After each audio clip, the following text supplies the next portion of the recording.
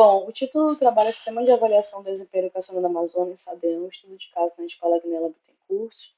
Tem como autora eu que me chamo Cássio Silva Almeida, graduada em Pedagogia pela UFAM, mestranda pelo Programa de Pós-Graduação em Educação pela UFAM, e faço parte do grupo de pesquisa sobre a política da educação GRUPESP, que se situa dentro da Faculdade de Educação da UFAM. Também contamos com a minha professora, a doutora Camila Ferreira da Silva, que é minha orientadora, ela é professora adjunta da UFAM. Ela também é coordenadora do Programa de Pós-Graduação em Educação na UFAM e acabou de concluir o seu pós-doutorado em Sociologia Política, e ela que é líder do GRUPESP. O objetivo desse trabalho é compreender o processo de materialização do SADEAM na Escola Estadual Guinela Bittencourt, no sentido de compreender a efetividade, a materialização dessa política nessa escola por meio, né, dos sujeitos, como é que os sujeitos visualizam, né, e compreendem essa materialização dessa política, se realmente há uma efetividade com tudo que o SADEAM se propõe a fazer enquanto política pública. E na questão metodológica, a gente tem uma pesquisa qualitativa, ocorreu por meio do estudo de caso instrumental, e para recolher os dados a gente usou a entrevista semi-estruturada.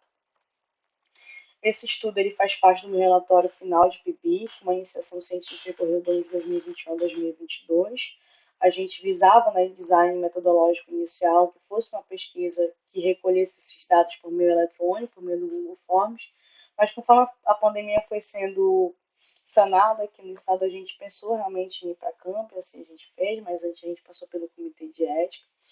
E aí apresentei para a gestora, né, a pesquisa, apresentei o instrumento, né,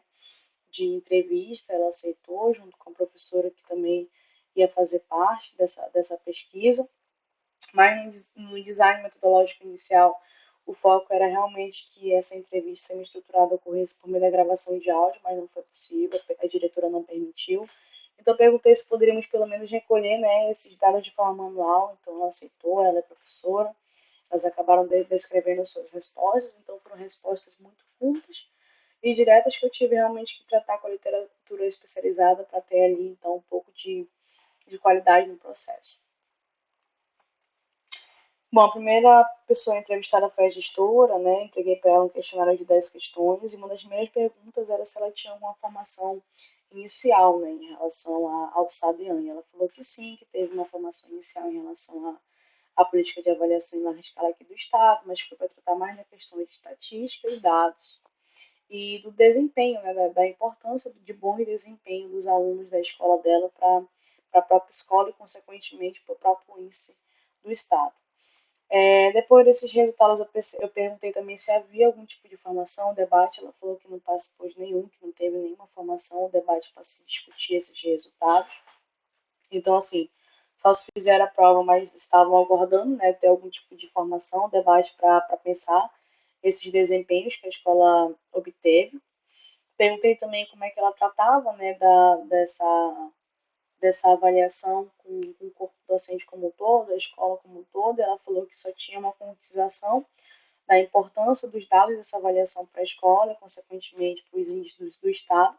e era uma conscientização que ocorria realmente assim na semana de avaliação, mas foi explicada a importância da mesma e era tratada com o corpo docente e com os pais. Perguntei para ela se ela tinha algum tipo de autonomia, né, para refletir junto à SEDUC em relação às peculiaridades da sua escola, em relação às peculiaridades dos desempenhos dos alunos da sua escola. Ela falou que não possuía nenhum tipo de autonomia, que é uma prova padrão, né, e que é feita em diversas condições, né, condições, seja elas iguais ou desiguais.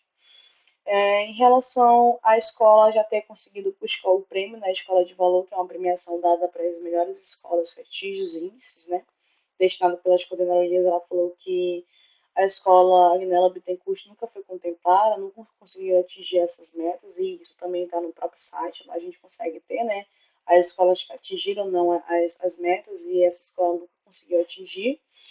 E, posterior a isso, eu perguntei como é que ela se sentia, né, em relação a esses resultados. Ela falou que se sentia 100% responsabilizada, até mesmo porque ela era gestora, então tinha ali toda uma questão de movimentação, dela ser gestora e se sentir responsabilizada por esses resultados. Quando eu perguntei para ela se ela tinha algum ponto positivo ou ponto negativo da avaliação, ela falou que o ponto positivo era a oportunidade, né, que o SADEAM dava de avaliar a aprendizagem dos alunos, isso mesmo ela nunca tendo participado de nenhum debate para discutir os resultados da escola dela.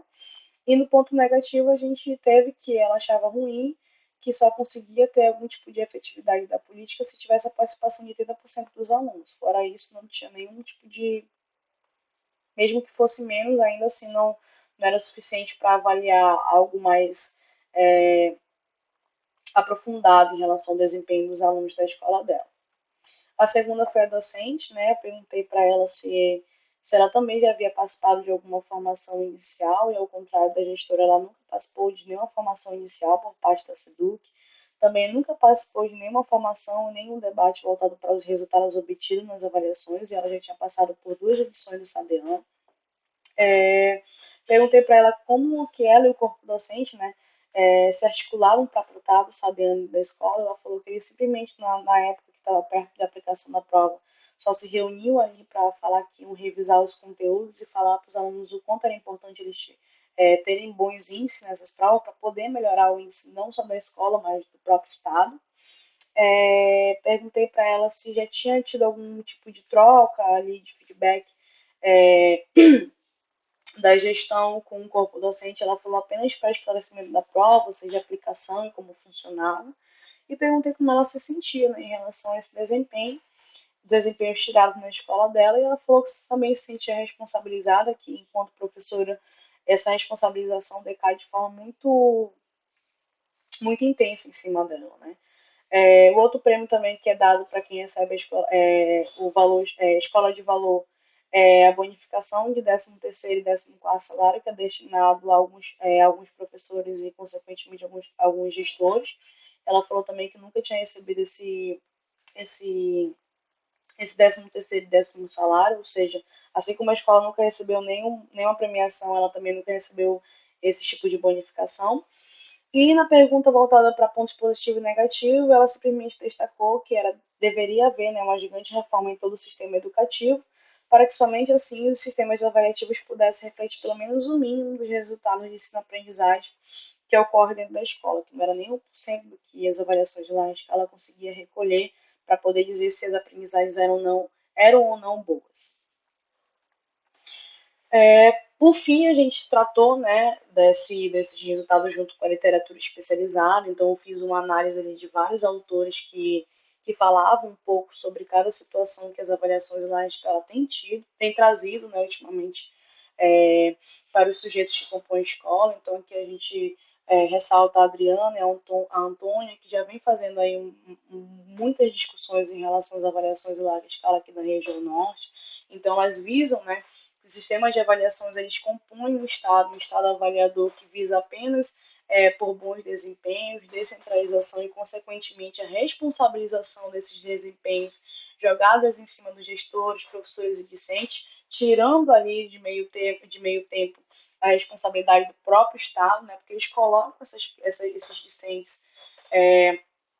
para fazerem uma avaliação dessa de desempenho de forma igual, mas de condições desiguais. Não dá para dizer que uma escola da capital vai ter o mesmo resultado da escola do interior, sabendo da realidade da escola do interior. Então, elas fazem essa discussão nesse sentido, de que essas avaliações elas vêm mais mesmo para classificar escolas em boas e ruins, quem tem bom desempenho ou não, e aí acaba também entrando na questão da responsabilidade, e que o Estado acaba sendo isento dessa responsabilização. E por fim, né, a gente deu ali o compilador final e classificamos, né, que o SADEAN para a escola Agnella Bittencourt, ela é dada de forma superficial. Então, nesse sentido,